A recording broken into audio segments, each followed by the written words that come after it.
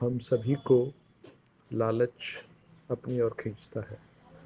अगर हम अपनी सोच को बदलना चाहें और मन ही मन ये कहें जो है वही पर्याप्त है, what ever I have is sufficient, इसी से संबंधित कुछ लाइनें आपके साथ साझा करना चाहता हूँ स्टोरी के रूप में।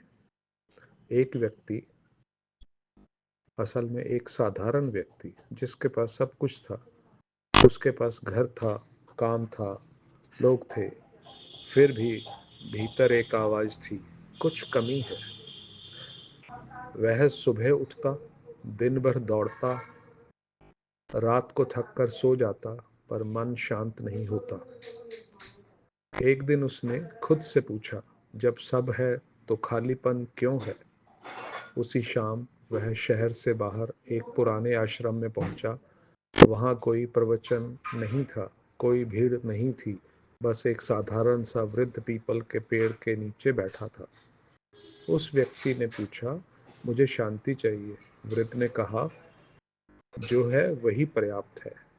व्यक्ति चौंका, बोला, पर मेरे जीवन में बहुत कुछ अधूरा है। वृद्ध मुस्कुराया, अधूरा जीवन नहीं है, तुम्हारी नजर है।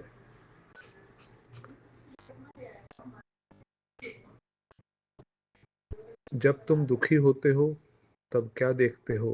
व्यक्ति बोला, दूसरों को। वृद्ध ने कहा, तुम अपनी थाली छोड़कर दूसरों की थाली गिनते हो, फिर कहते हो मेरे पास कम है। इसका मतलब हुआ, हम एक दूसरे से तुलना करते हैं, अपनी तुलना करते हैं। सबसे बड़ी यही चोरी है, यह वर्तमान से संतोष चुरा लेती है।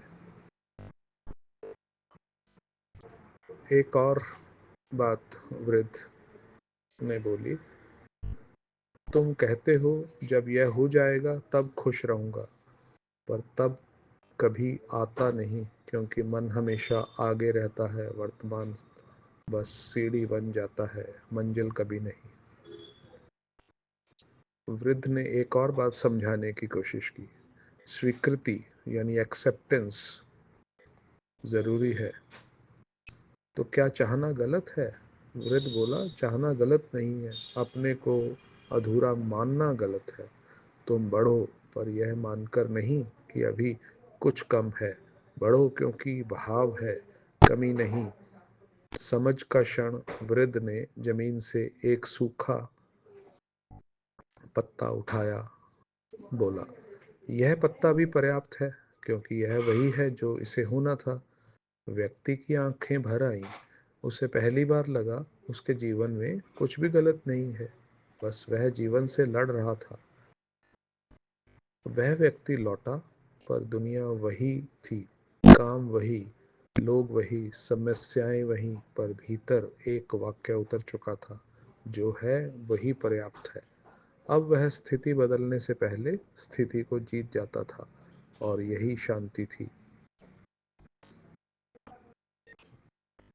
इसका छोटा सा सार है, पर्याप्त होना पाने की स्थिति नहीं, देखने की दृष्टि है। इसलिए खुश रहिए, जो है उसी में खुश रहिए।